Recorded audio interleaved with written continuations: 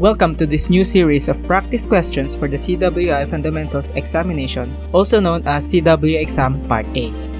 I will be discussing CWI Fundamentals questions and explaining the rationale of all the choices, even the wrong ones, so that when you take the exam, you will have the mindset and the right concepts equipped, giving you a high chance of passing the CWI exam. Without further ado, let's get started. Which of the following methods is most likely to use a transducer to scan for flaws? Letter A, RT, letter B, MT, letter C, UT, letter D, PT, letter E, VT.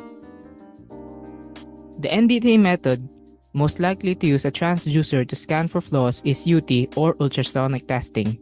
Hence the answer here, letter C. UT makes use of a transducer attached to an electronic base unit.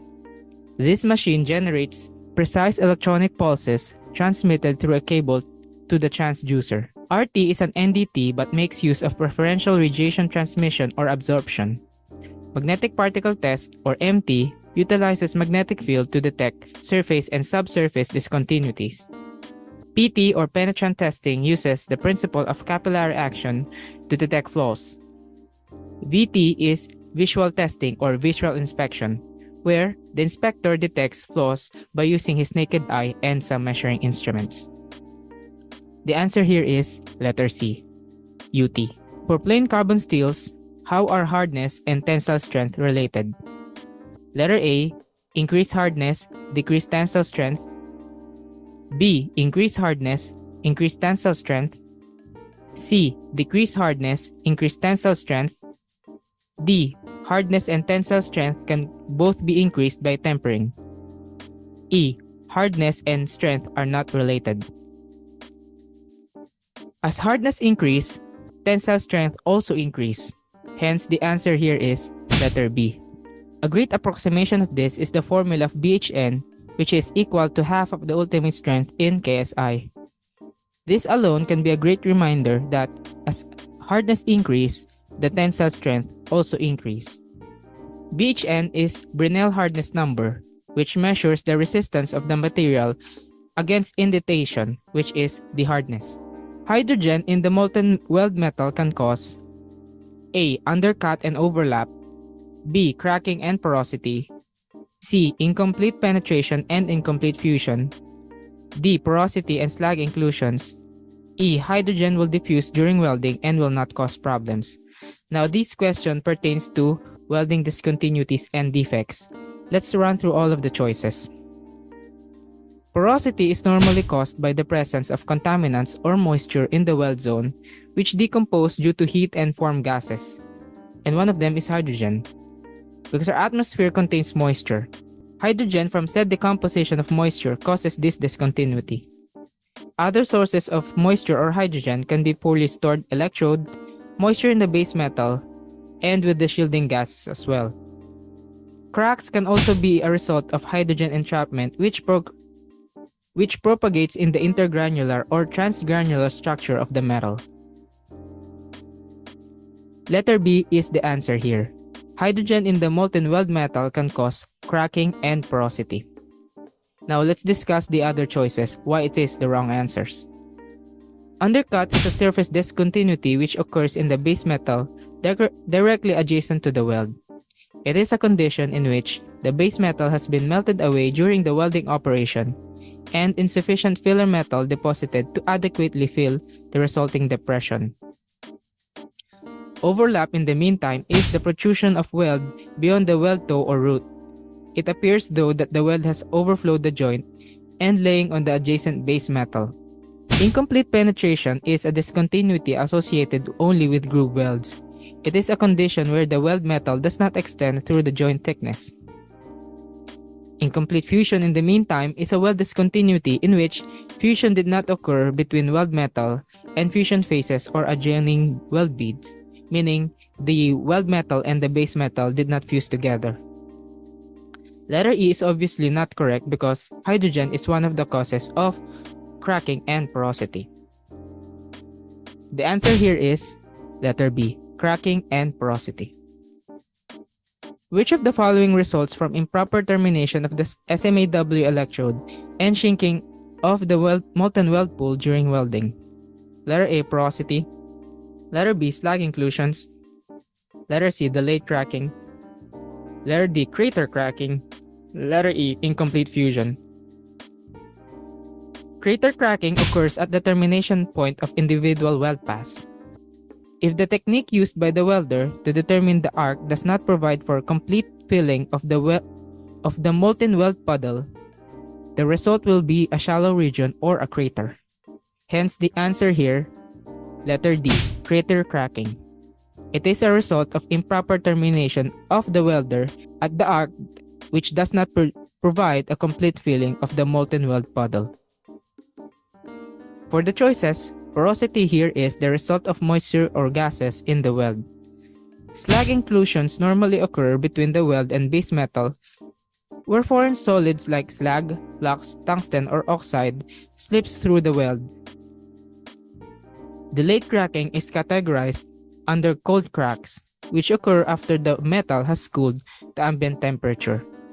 So the cracking occurs after the weld metal has been cooled already. Incomplete fusion is a weld discontinuity in which fusion did not occur between the weld metal and the fusion phases. Entrapped slag can result when using all of the following except letter A, SMAW, letter B, SAW, letter C, FCAW, letter D, ESW, letter E, GMAW. So if you're not familiar with this abbreviation, better start now because it is important in the CWI exam. SMAW is shield metal arc welding, SAW is submerged arc welding, FCAW is flux cored arc welding, ESW is electroslag welding, GMAW is gas metal arc welding. Entrapped slag cannot be a result of GMAW because of the absence of flux. GMAW does not have flux. All of the processes here in the choices have flux in one form or the other. SMAW, FCAW have flux coating and flux core respectively. This flux produces slag. SAW has granulated flux that covers the weld pool. ESW is electroslag welding. There's slag on that process, of course. GMAW does not have flux or slag, hence the answer. To prevent atmospheric attack, this process makes use of an external shielding gas like CO2, argon, oxygen, etc. The rapid quenching of a high carbon steel from the austenitizing range will result in the formation of letter A, perlite, letter B, martensite, letter C, cementite, letter D, ferrite, letter E, austenite. Very rapid cooling or quenching takes place when there are significant changes in the transformation of a given steel alloy, and if that steel has high enough carbon, martensite will be formed. Hence the answer here, letter B, martensite. Martensite exhibits a body-centered tetragonal structure which has high internal energy resulting to high hardness and tensile strength, but comes with low ductility and toughness. For the choices, perlite forms at a slower cooling rate than bayanite and martensite. Bayanite forms at a slower cooling rate than martensite, hence with lower ductility than perlite. One characteristic of bayanite is that it is very difficult to see under the microscope.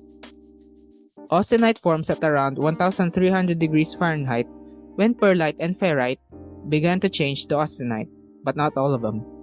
It is at 1550 degrees Fahrenheit when the transformation of austenite is complete. Cementite is formed at similar temperatures when ferrite and perlite is formed, but for higher carbon content steels.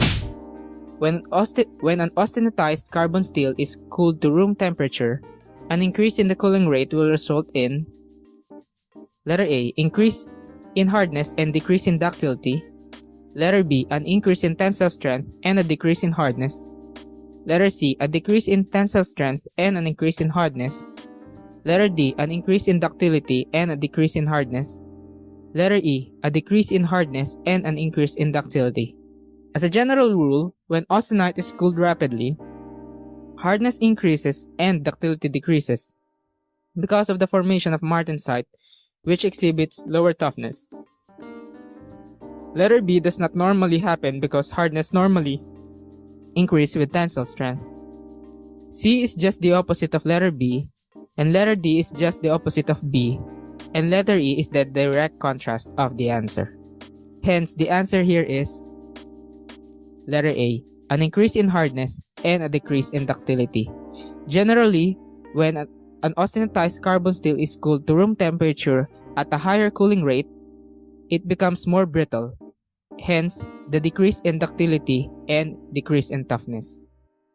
The heat treatment in which a carbon steel's temperature is raised to the austenitizing range, held for a prescribed time and then allowed to cool to room temperature while remaining in the furnace is referred to as letter A, stress relief, letter B, annealing, letter C, normalizing, letter D, tempering, letter E, austenitizing.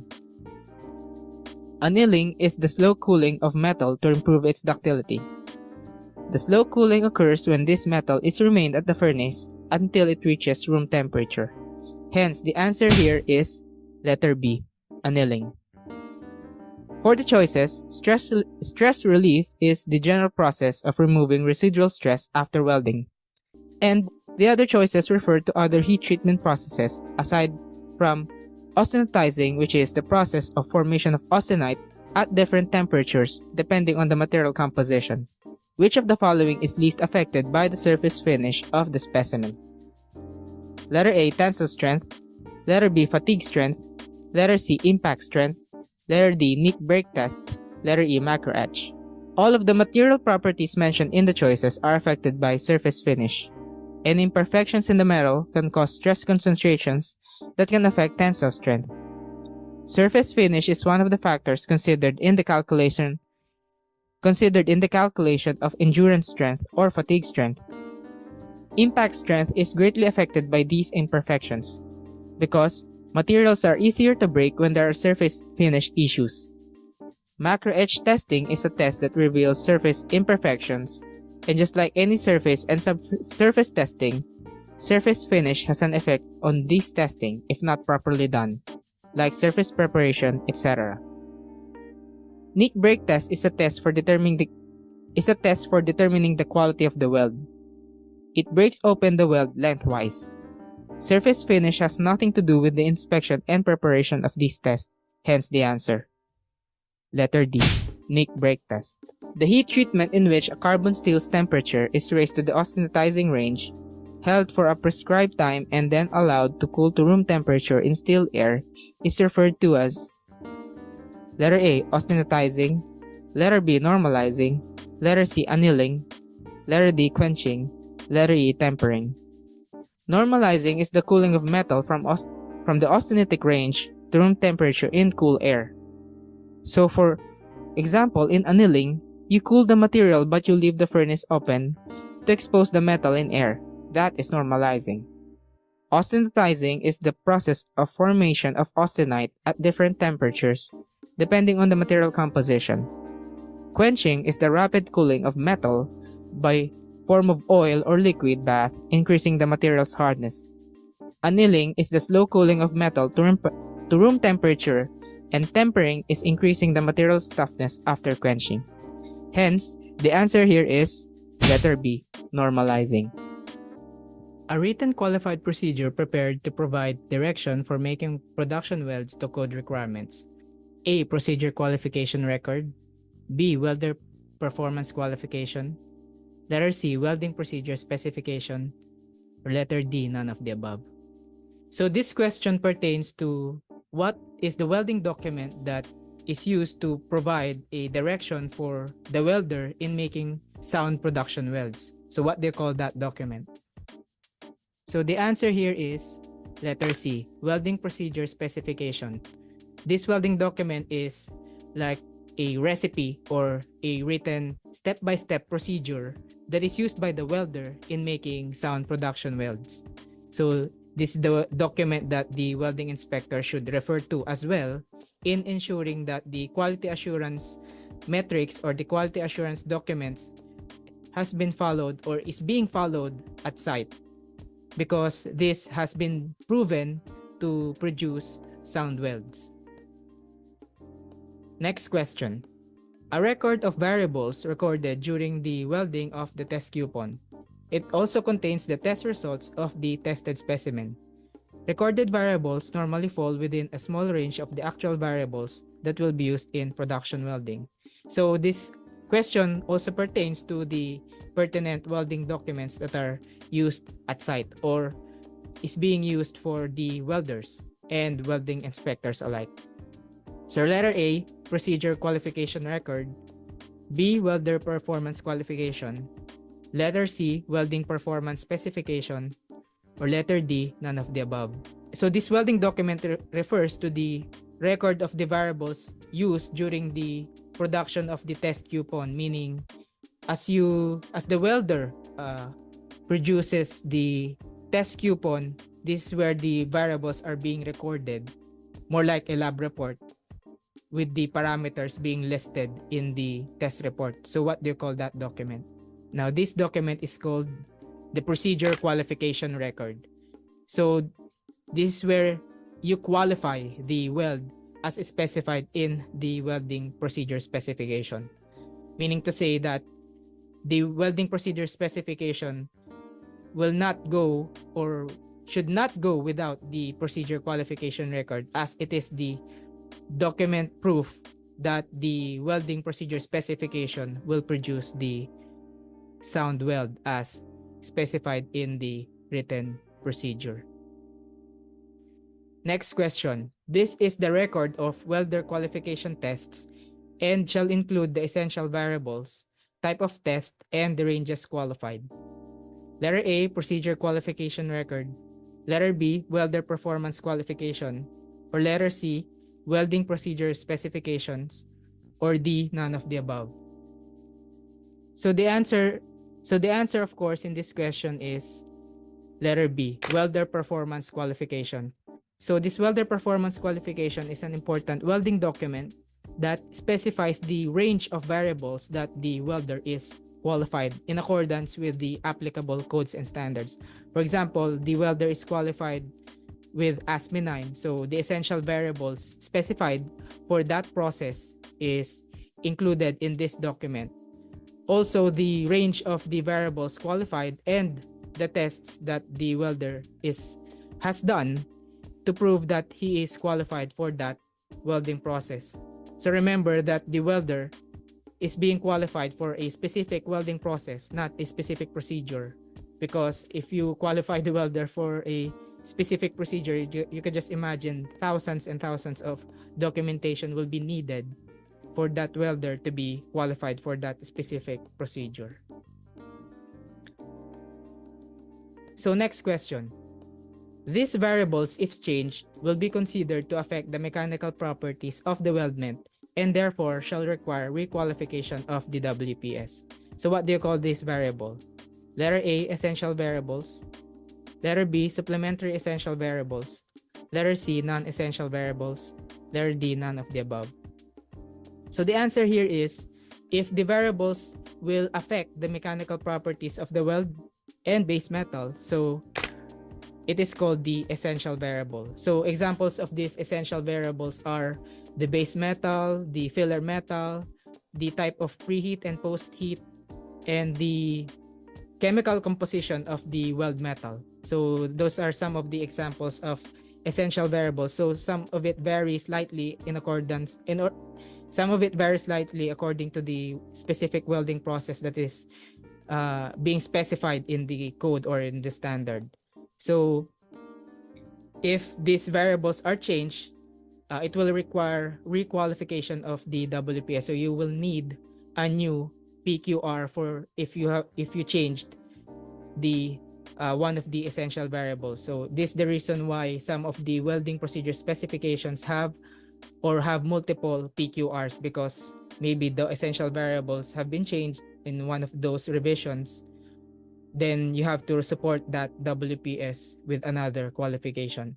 So another thing to remember here is that essential variables is a must, or you need to address it in the document for it to be able, if you're, for example, you'll need to have the WPS reviewed by the client or by another entity.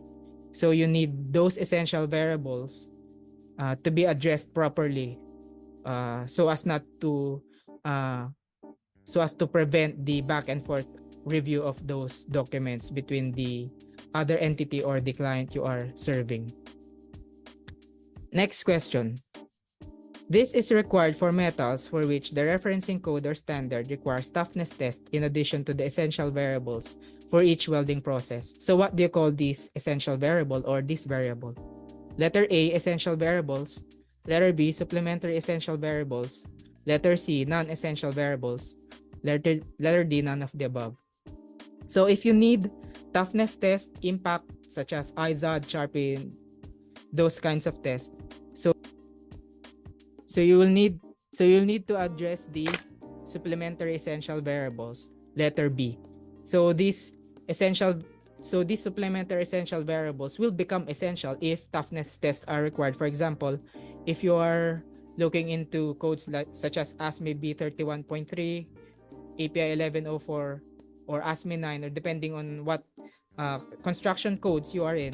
So if toughness tests are required, or if the ductile to brittle transition temperature of the metal has been breached or has been reached, you need to address the supplementary essential variables. So these are the base metal thickness, the heat input, the current polarity, even the size of the filler metal, or the electrode will be an essential variable for some welding process if toughness tests are required. So meaning if impact test or toughness tests are required, automatically these supplementary variables will become essential. So you have to address that in the WPS. Next question. These variables, if changed as described in the specific variables, may be made in the WPS without requalification. So these variables can be changed without requalification. So what do you call that? So A, essential variables. B, supplementary essential variables. C, non-essential variables. D, none of the above. So the answer here is non-essential variables, letter C. So if these variables are changed in the WPS, such as the size of the electrode, the welding technique, some others, depending on the process. So if that is changed, you will not need to requalify the WPS, but you still need to address them in the WPS. So maybe you have a specific orifice cap for the TIG welding you're using. So if you somewhat change it, or down the line your welder change it, so it's okay, you don't need to requalify them, but you still need to address that in the WPS. Next question. Which code gives pre-qualified status to certain weld joint configurations? Letter A, API 1104. Letter B, AWS-D 1.1. Letter C, AWS-B 2.1.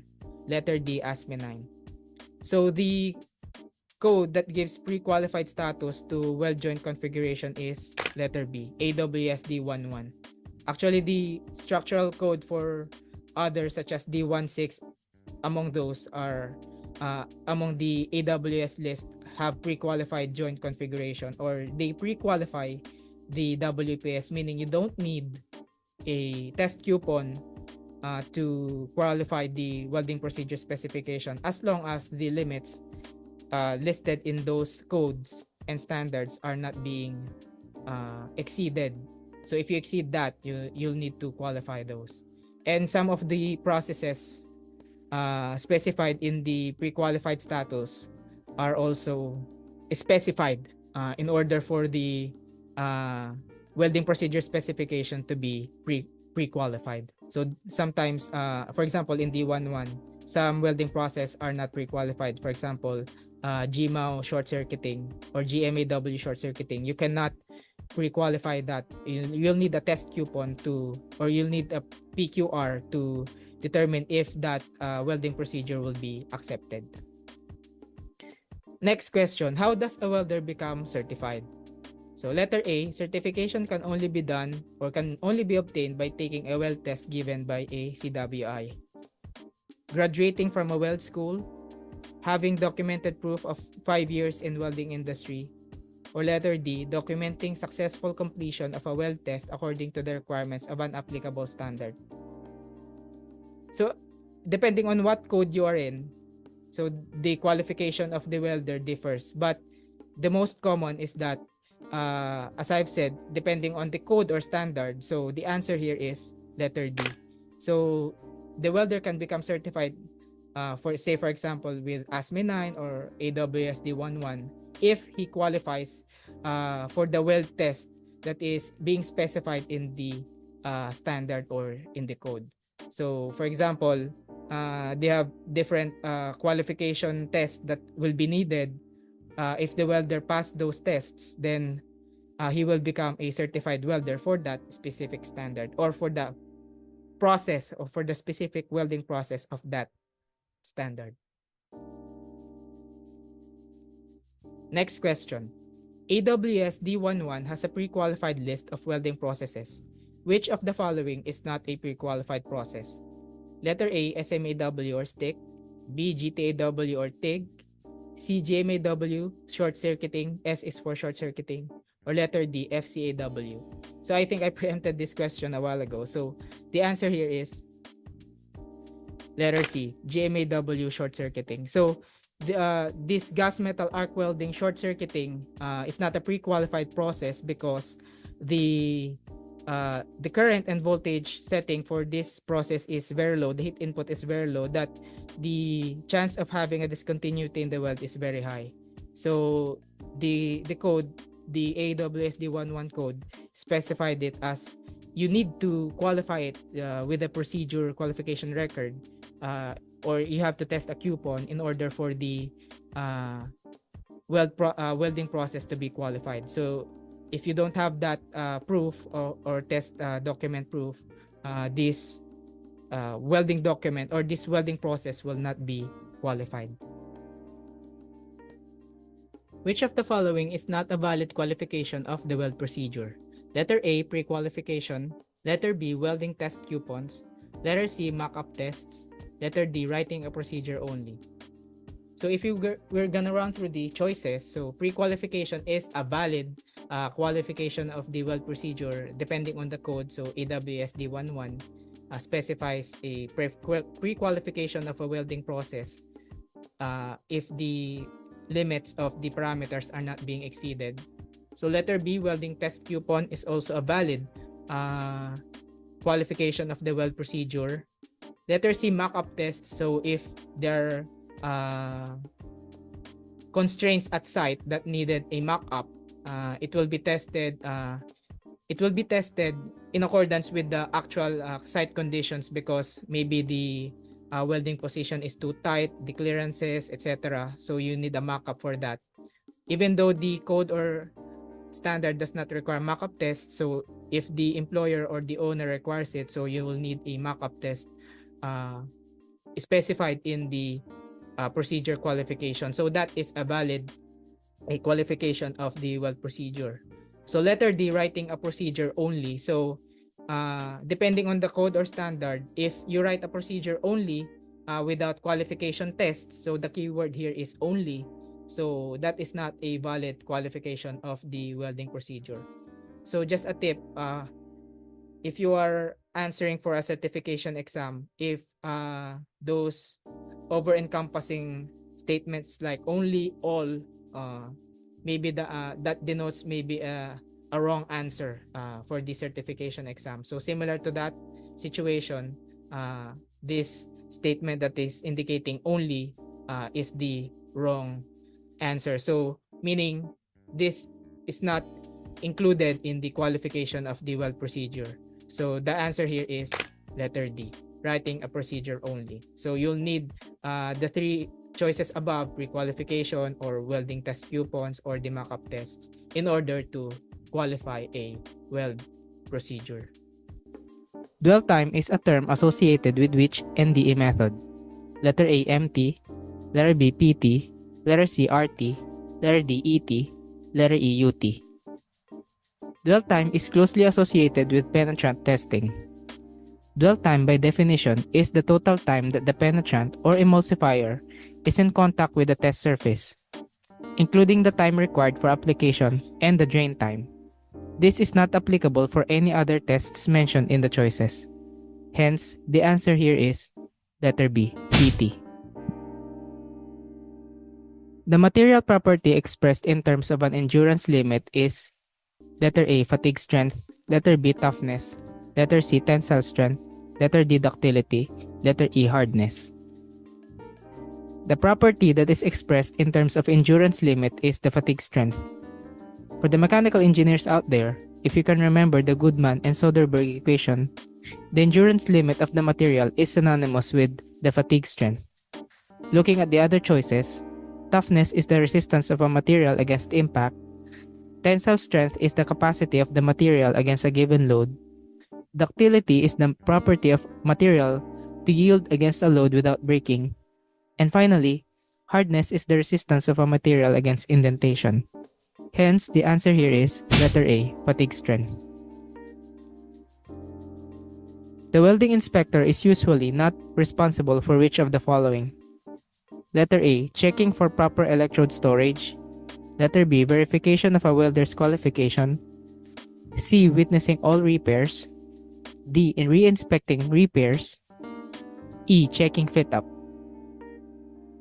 Welding inspector is usually not responsible for witnessing every repairs, but is responsible for checking if the repair is satisfactory. Many standards such as API 1104 specifies acceptance criteria for weld repairs, and as such, the welding inspector needs to witness and inspect them.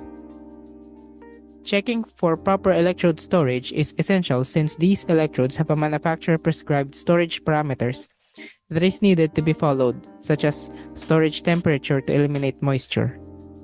Moisture in the electrode can cause porosity. Verification of welder's qualification and creation of WPQR or welder qualification record is a responsibility of a welding inspector, as he should determine whether a welder passed a certain code such as ASME 9, AWSD 11. Letter D is what I mentioned regarding reinspection of repairs, wherein the inspector must check if the weld repair has satisfactory results. Checking fit-up prior starting a root pass is a common hold point that the inspector usually does to accomplish the inspection and test plan. Hence, the answer here is letter C, witnessing all repairs. It is not common for the welding inspector to be responsible for witnessing all the repairs done. The last digit of a SMAW electrode designation is an indication of A, tensile strength of the weld deposit, B, position of the welder to qualify the weld-in, C, operating characteristics, D, impact strength of the weld deposit, E, position suitable for electrode use. The last digit of a SMAW electrode denotes the operating characteristics of an electrode. It denotes the type of current, the arc characteristics and penetration, the type of covering and slag, and percentage of iron powder used. It also denotes if the electrode is low hydrogen type or not. Ending with 5, 6, and 8 denotes low hydrogen electrodes. Hence, the answer here is letter C, operating characteristics. For SMAW electrode designation E60X3, the X refers to A, tensile strength of the weld deposit, B, position in which the electrode can be used, C, type of coating, D, recommended type of current, E, flux chemistry. In this question, the X denotes the position in which the electrode can be used. The position in which these electrodes can be used also depends on its operating characteristics. High deposition electrode cannot be done on an overhead position since a lot of molten metal will fall to the welder, and this is denoted by digit 2. 1 denotes that the electrode can be used for all position. Digit 3 is no longer used as a designation, so if you see that, it is an old designation. 4 denotes welding in a downhill progression. Here, hence, the answer here is letter B. The X here denotes the position in which the welding electrode can be used. In SMAW, an increase in arc length results in letter A, increased current, increased voltage. Letter B, decreased current, increased voltage. Letter C, increased heat input, decreased voltage. Letter D, decreased current, decreased voltage. Letter E, decreased current, increased heat input. This question can be best explained with a graph. As a welder increases its arc length, the resistance in the welding circuit also increases because of the larger gap between the electrode and the base metal. As seen here in the voltage current graph of SMAW, the increase in resistance caused a slight decrease in the current flow across the gap, in this case 10%. This decrease results in a significant increase in voltage, in this example 32% supplied by the power source, which limits the drop in current. So, from the choices below, the answer is letter B. Decreased current, increased voltage. Next question. Weld inspection report should always, letter A, be completed in ink or typewritten and signed. Letter B, be done in pencil so mistakes can be erased. Letter C, be filled out only if the weld is rejected.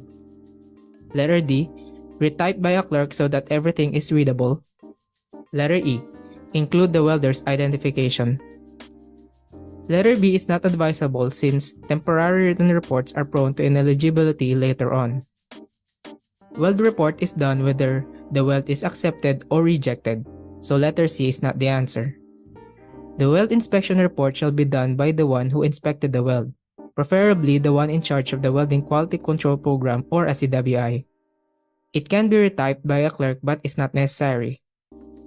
Since the question specifies always, this is not always the case. The weld inspection report does not necessarily indicate the welder's identification.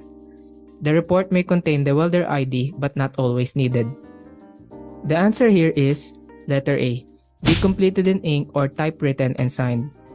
The weld inspection report must be completed in ink, must be written clearly and illegibly, and must be signed by the one who created the report. Next question. The ability to be cyclically loaded without failing is related to which of the following properties of a metal? Letter A, hardness. Letter B, toughness. Letter C, tensile strength. Letter D, fatigue strength. Letter E, ductility. Hardness is the resistance of a material against deformation. Toughness is the ability of the material to absorb energy without fracture and can be measured through impact testing. Tensile strength is the maximum load a material can withstand before fracture. This is before the end of the stress strain curve as seen. Ductility is synonymous to toughness. It is the ability of a material to deform plastically in tension or shear without fracture. This leaves us to the answer, fatigue strength, which pertains to the resistance of a body against cyclic forces. Fatigue strength is the resistance of a material against the cyclical forces that normally occurs throughout the life cycle of a metal or a material. Next question. Which of the following is truly a volumetric test method? Letter A, RT. Letter B, UT. Letter C, VT. Letter D, MT. Letter E, PT. RT is a type of volumetric test but with limitations. RT pertains to radiographic testing. VT, pertaining to visual testing, is limited to surface only, while PT, penetrant test, and MT, magnetic particle test, can detect surface and subsurface discontinuities. UT is truly a volumetric test because it can do RT's limitation, which leaves us to the answer here, letter B, ultrasonic testing. Ultrasonic testing is much more versatile in comparison with RT, which has its limitation depending on the location of the radiographic source. Next question. Use of preheat will result in a faster cooling rate and wider heat affected zone, a faster cooling rate and narrower heat affected zone, a slower cooling rate and wider heat affected zone, a slower cooling rate and narrower heat affected zone. Preheat helps prevent quick cooling of metals and promotes finer grain structure and helps against embrittlement. By this definition, the best answer that fits this description is letter C. It will result in slower cooling rate and wider heat affected zone since greater heat input is present in the base metal due to the preheating. The material property that best describes its ability to withstand the load is letter A, hardness. Letter B, toughness. Letter C, tensile strength. Letter D, fatigue strength. Letter E, torsional strength. The ability to withstand a static load is letter C, tensile strength. Strength is defined as the load induced on a specified area. Let's take a look at the choices. Hardness is the resistance of a material against deformation or indentation. Toughness is the ability of the material to absorb energy without fracture and can be measured through impact testing. Fatigue strength is the resistance against cyclical loads, and torsional strength is the resistance against twisting loads and moments. Next question. The welding variables used to calculate heat input are letter A, voltage and current, letter B, current and travel speed, letter C, voltage, current, and travel speed, letter D, travel speed, preheat temperature, and voltage, letter E, voltage, current, and preheat temperature. Voltage, current, and travel speed affects the heat input, which is the answer here, letter C. Voltage is the amount of electricity induced in the base metal. The current, similar to voltage, increases the heat input as the amount of electricity increases. If we remember, heat input is a function of energy per unit time, which the formula of power is voltage times current. The travel speed is measured by the length of the weld deposited in an amount of time. The faster the travel speed, the lesser heat input is produced, while a slower travel speed, meaning the electrode is almost staying at one point in the base metal, then the heat input will be higher.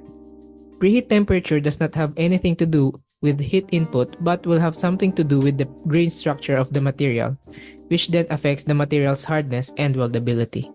Next question. In general, an increase in the carbon equivalent of a carbon steel will result in an increase in its letter A, ductility, letter B, hardness, letter C, defects, letter D, toughness, letter E, all of the above. An increase in carbon will increase hardness, which is the answer here, letter B. Similarly, an increase in carbon also increases the tensile strength. Hardness and ductility is somehow works opposite to each other, so that's the answer. Defects do not have anything to do with this and is caused by several factors such as workmanship, poor preparation, poor heat treatment, etc. Toughness is the ability of the material to absorb energy without fracture and can be measured through impact testing, which leaves us to the answer here, letter B. As the temperature of the base metal is increased, letter A, impact strength decreases, letter B, tensile strength decreases, letter C, ductility decreases, letter D, hardness increases, letter E, tensile strength increases. When the temperature of the base metal is increased, the tensile strength decreases, which is the answer here, letter B. This decrease is apparent if you see some construction codes like SMAW B31.3. You can see that the strength decreases if the metal is subjected to higher temperatures. These metals tend to become softer, so to speak, because of the increased molecular activity due to the higher energy input, which is the consequence of higher temperature. For the choices, impact strength decreases on colder temperatures, not high. That is why you need impact testing when welding at frigid temperatures. Decrease in ductility is synonymous with a decrease in impact strength. Hardness and tensile strength increase is the direct opposite of the answer, as hardness and tensile strength is almost synonymous to each other. Knowing the effects of temperature to the base metal is an essential knowledge base in the Part A of the CWI exam, so you need to know this. Next question.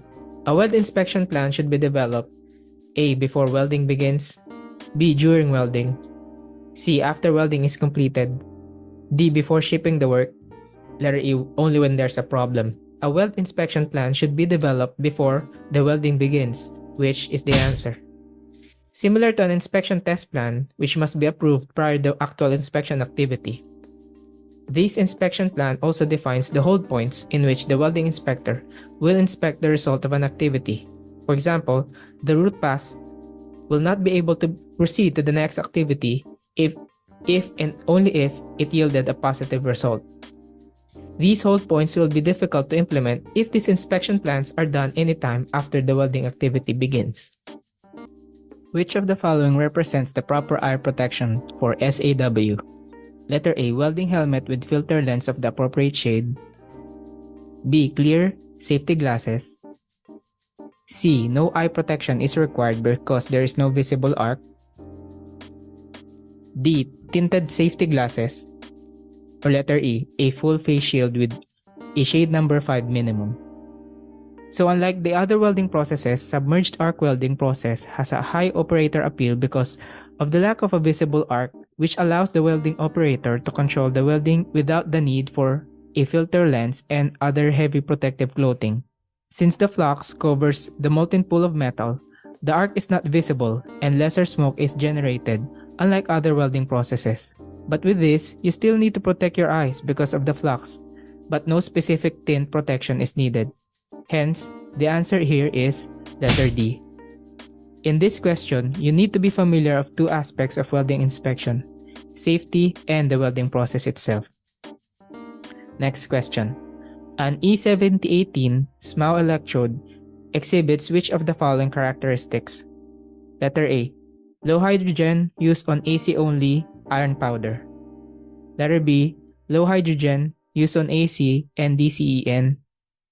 Letter C. Low hydrogen AC and DCEP iron powder. Letter D. Rutile DCEP. Letter E. Rutile DCEP iron powder. I have a video regarding this SMAW electrode classification, which you can click here if you need more information. E7018 is a low hydrogen electrode, so by process of elimination, letter D and E can be ruled out. Normally because the electrode which ends with the digit 5, 6, or 8 can be concluded that as a low hydrogen electrode. This leaves us to the familiarity of this table below as seen. The digit 8 can be used for AC and DCEP with 25 to 45% iron powder. That leaves us with letter C, which is the answer. Low hydrogen can be used with alternating current and DC electrode positive and with the use of iron powder. A thermal treatment that follows quenching and restores some of the metal's ductility is referred to as A. Stress relief, B. Tempering, C. Hardening, D. Normalizing, E. Post-heat. Let us run through the choices. Stress relief is a general heat treatment term that removes residual stresses of the metal. So this stress relief term can be mechanical or thermal, so it doesn't specify here.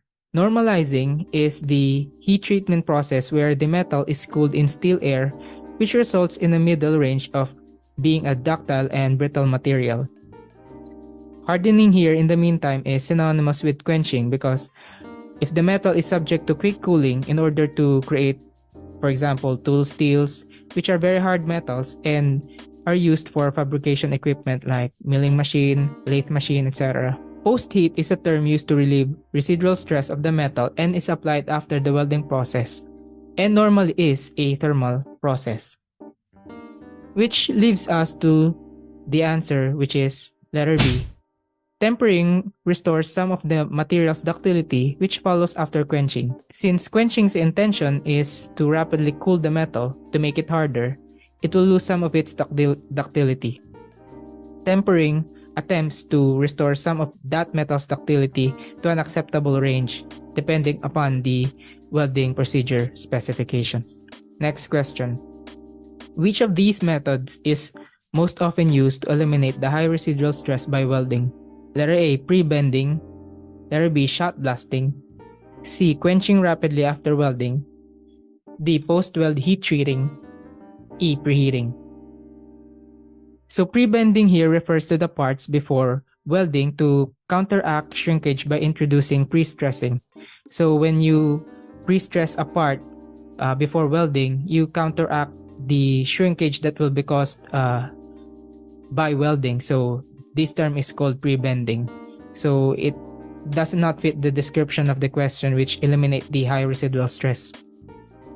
Shot blasting in the meantime is a form of surface preparation technique used to remove debris and irregularities in the base metal. So some examples here is sandblasting. So when you prepare a metal prior welding or prior painting, so you sometimes you need to sandblast it in order to remove the irregularities or debris or an external coating that is undesirable prior to welding or repainting of that base metal. Quenching rapidly after welding will result in the formation of martensite, which a grain structure that promotes brittleness. So it does not relieve the stresses in the weld, but rather promote the formation of a grain structure that promotes brittleness. So letter C is not the answer, although quenching is a form of heat treatment as well, but it does not or it promotes brittleness of the metal. Preheating promotes appropriate grain structure by preventing rapid cooling of the metal, but the trick here or the question here is it eliminates high residual stress by welding, which only meant that the stress is produced after welding. So this leaves us with the answer letter D, post-weld heat treating, which the primary purpose is to eliminate residual stress due to the welding. Next question. The physical principle that permits the migration of liquid penetrant into very fine surface discontinuities is called magnetic permeability, B. Optical fluorescence, C. Capillary action, D. Emulsification, E. Solubility. So there's only one answer here that refers to that physical principle, which is letter C. Now, this concept is the basis of dye-penetrant testing, wherein after the penetrant went into the pores or crevices of the weld, and after applying the developer, it reveals whatever discontinuity the weld might have. This is by the concept of capillary action, where the liquid ascends through a slim or permeable substance. The answer here is letter C. All other choices refers to other chemical analysis like the magnetic permeability, optical fluorescence, and letter D and E refers to a chemical process, wherein emulsification and solubility refers to another or other chemical processes that not involve welding. When a metal is alloyed, how are the atoms of the alloy incorporated into the original metal lattice structure? A. By inclusion or exclusion, B. By becoming martensitic, C. Substitutionally or interstitially, or D. By casting. So letter A, inclusion or exclusion, is not a term for incorporation of these atoms in the original lattice structure. Letter B, by becoming martensitic, is that it is a form of a heat treatment that when a metal is being rapidly cooled, it forms a martensite that produces a structure that will tend the material to become brittle. Letter B, by casting, is a form of manufacturing process that enables the metal to be formed into a certain shape. So the answer here is letter C, substitutionally or interstitially. So when alloying a metal, the properties of metallic elements can be altered by the addition of other elements. So this process is called alloying. So note that when you add an atom into the original metal lattice structure, that is called interstitial or interstitial alloying, because the new atoms will be incorporated into the original lattice structure of the metal. When you say substitution, you replace the original atoms in the original lattice structure. So the answer here is letter C. In general, which of the following is not commonly used as a semi-automatic process? A. GMAW, B. FCAW, C. SAW, D. SMAW.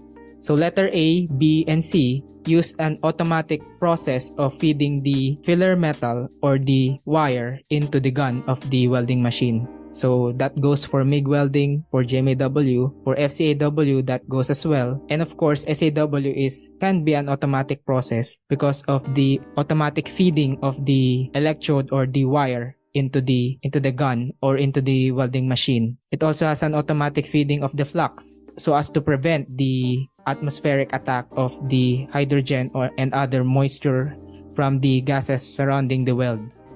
So out of those processes, the only process here that is not a semi-automatic process is SMAW, because you will have to manually feed the electrode or the welding rod into the machine or into the gun in order for you to proceed with the welding process. Next question. During tempering, as the temperature increases, which of the following statement is correct? A. Hardness increases. B. Hardness decreases. C. Strength increases. D. Elongation decreases. So when tempering, you reduce the hardness of the metal by applying heat into it after quenching. So after quenching of the metal, you will have to increase its temperature slightly to reduce the hardness so as the resulting metal not to be as brittle as it should be if it would be quenched. So the answer here is letter B. So of course, the hardness will not increase if the temperature increases because hardness increase will normally happen if the rapid cooling of the metal occurs, and that goes with strength also because of the strength of the metal and its hardness is almost synonymous with each other because of if the strength of the material increase, that goes with hardness as well. So letter D is false because the elongation will not decrease because if the temperature increases, the thermal expansion of the metal will also increase, so the elongation will not decrease if the temperature increases. So the answer here is letter B. Next question. Of the following, which is not a type of metal transfer in GMAW? A. Spray. B. Short circuiting. C. Globular. D. Open circuiting. So for spray, we have two types, pulse spray and conventional. Short circuiting is the lowest heat input amongst all the modes of metal transfer for GMAW. C. Globular, which offers the droplets or which features the droplets of the metal transfer for GMAW.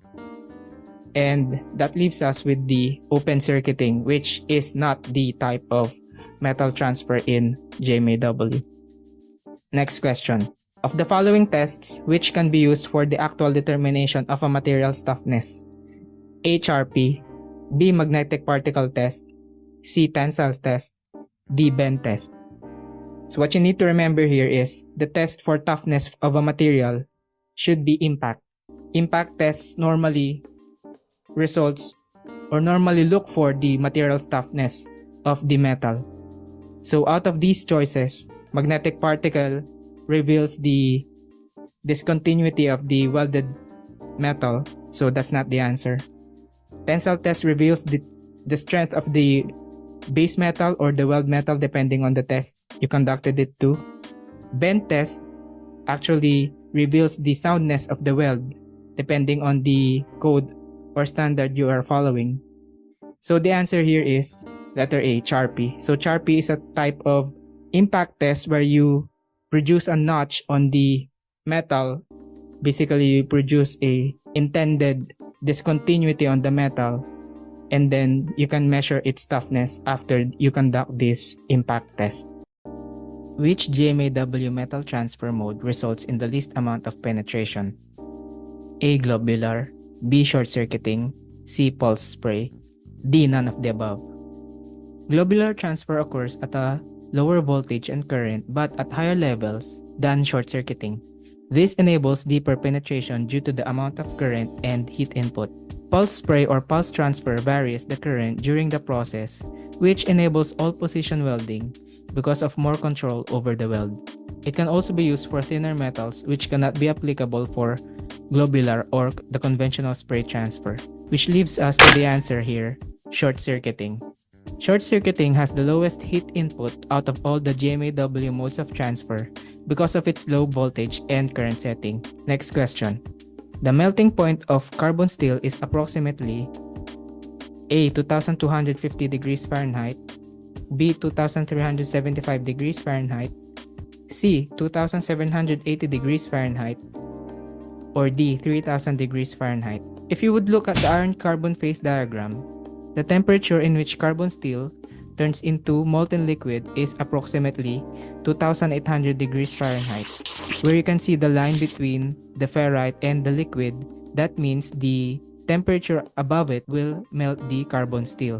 Carbon steel falls around the 0 to 0.8% carbon. Anything above 0.8% will become a high tensile carbon steel, and anything above 2% will result into cast iron. As you can see here, the melting point of carbon steel is at a higher temperature, which is around 2800 degrees. So the answer here is letter C, 2780 degrees Fahrenheit. Which of the following gases is commonly used as a shielding gas for GTAW or gas tungsten arc welding or TIG? A. Argon, B. Carbon dioxide, C. Oxygen, D. Argon CO2. Argon is the most common shielding gas because not only amongst the choices that it is the only inert gas, but it is also the cheapest among all the shielding gases. Hence, it is the most commonly used shielding gas. The answer here is letter A. Shielding gas can also be used as a mixture. That is why you see the argon CO2 as a choice here. These mixtures of shielding gas will produce a different purpose than when used singularly. ASME Section 2 Part C not only provides information about the filler metals and electrodes, but for the shielding gases as well. The technique which does not aid in reducing residual stress is A. Pinning, B. Vibratory stress relief, C. External restraint, or D. Preheating. Pinning is a form of mechanical heat treatment in the form of hammer blows. So if it is a heat treatment, then can bet that this process relieve residual stress from the metal. So if it is mechanical or thermal heat treatment, then those heat treatment processes can relieve residual stress. So there are forms of heat treatment that can be by mechanical means. So pinning is one of them. Vibratory stress relief is also a kind of mechanical heat treatment that is used to reduce residual stresses. Preheating is a form of thermal heat treatment that enables the material to resist rapid cooling. Hence, it helps prevent distortion and helps in relieving residual stresses, which leaves with the answer letter C, external restraint. External restraint does not have anything to do in reducing residual stresses and may help distort it because metals, when heated, tends to expand. Having external restraints will just add undue thermal stresses on the metal. Next question. Which of the factors listed below has the least amount of effect on the residual stress and distortion that results from welding? A. Heat input, B. Tensile strength, C. Welding position, D. Phase change. Heat input, of course, has an effect on the residual stress because it affects the rate of cooling of the metal. Because when the rate of cooling becomes faster, the more brittle the material gets. Hence, the residual stresses will become greater, or the distortion on that metal will become more prevalent. Tensile strength not only denotes strength but also the hardness of the material. The higher the tensile strength, hence more carbon, the more stringent post-weld heat treatment procedure will be used to remove the residual stresses. SMAW provides a guide in the post-weld heat treatment variables that will be needed to be taken into account, like the amount of equivalent carbon and the thickness of the base metal. So if it has more carbon with the metals with high tensile strength, then the more stringent post-weld heat treatment procedures will become or will have to be implemented. Phase change refers to the change of the property of the metal, and when this happens, you can guarantee that distortion and residual stress already has affected the metal. So that leaves us with the answer here. Letter C. Welding position, on the other hand, does not directly affect the heat input because no matter what the position is, the heat input parameters like current, polarity, and voltage must be followed in accordance with the welding procedure specifications. If you have questions, do not forget to comment down below and also like this video, as it will help the algorithm find like-minded viewers like you who are looking guides for the CWI exam. And if you want more of these kinds of videos, I have tutorials on CWI practice questions, writing welding documents, and many more. Click these playlists right here. Do not forget to subscribe and turn in the notification bell for the latest videos. See you on the next one.